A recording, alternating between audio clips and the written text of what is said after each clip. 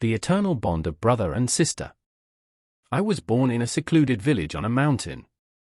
Day after day, my parents plowed the yellow dry soil with their backs towards the sky. One day, I wanted to buy a handkerchief, which all girls around me seemed to have. So, one day, I stole 50 cents from my father's drawer. Father discovered about the stolen money right away. Who stole the money? He asked my brother and me.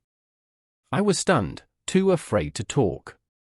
Neither of us admitted to the fault, so he said, "Fine, if nobody wants to admit, you both should be punished."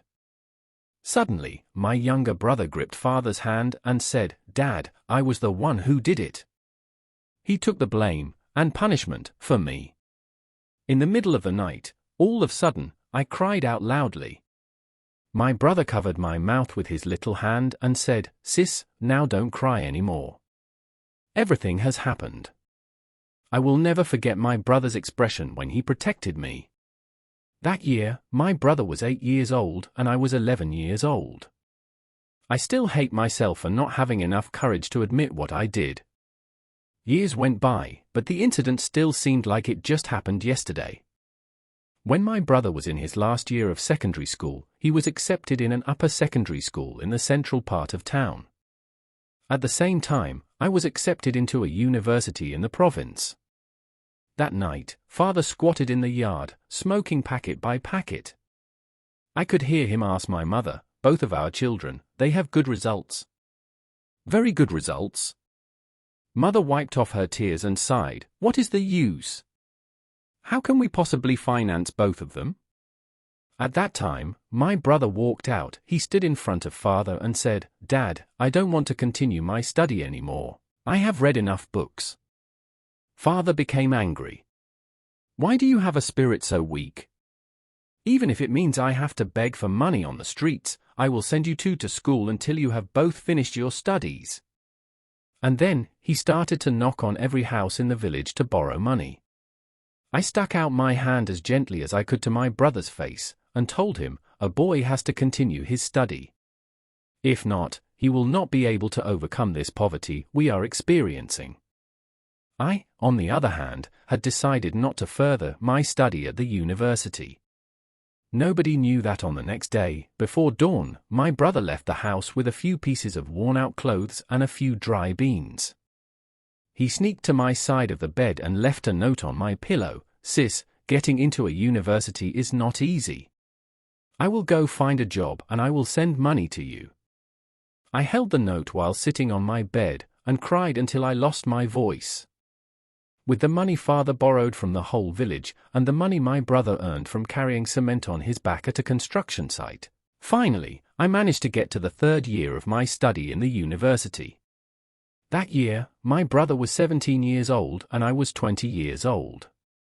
One day, while I was studying in my room, my roommate came in and told me, "There's a villager waiting for you outside." Why would there be a villager looking for me? I walked out, and I saw my brother from afar. His whole body was covered with dirt, dust, cement, and sand. I asked him, "Why did you not tell my roommate that you are my brother?" He replied with a smile, "Look at my appearance. What will they think if they would know that I am your brother? Won't they laugh at you?" I felt so touched, and tears filled my eyes. I swept away dirt and dust from my brother's body, and told him with a lump in my throat, "I don't care what people would say. You are my brother no matter what your appearance." From his pocket, he took out a butterfly hair clip. He put it on my hair and said, "I saw all the girls in town are wearing it. I think you should also have one." I could not hold back myself anymore. I pulled my brother into my arms and cried. That year, my brother was 20 years old and I was 23 years old. After I got married, I lived in the city. Many times my husband invited my parents to come and live with us, but they didn't want. They said once they left the village, they wouldn't know what to do. My brother agreed with them. He said, "Sis, you just take care of your parents-in-law. I will take care of Mom and Dad here." My husband became the directors of his factory.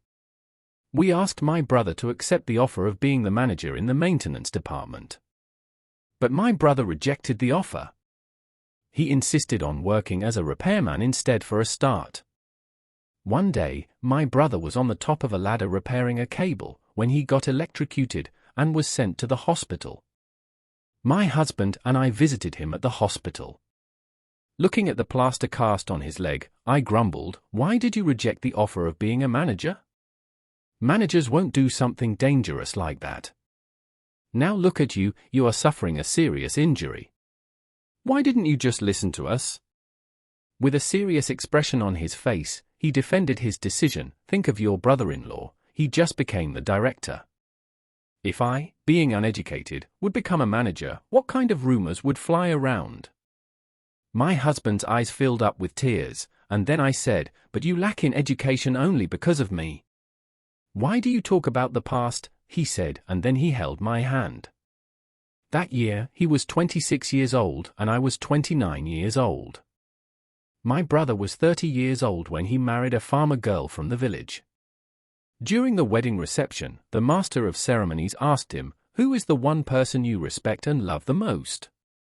Without even taking a time to think, he answered, "My sister." He continued by telling a story I could not even remember. When I was in primary school, the school was in a different village. Every day, my sister and I would walk for 2 hours to school and back home. One day, I lost one of my gloves. My sister gave me one of hers. She wore only one glove and she had to walk far. When we got home, her hands were trembling because of the cold weather. She could not even hold her chopsticks.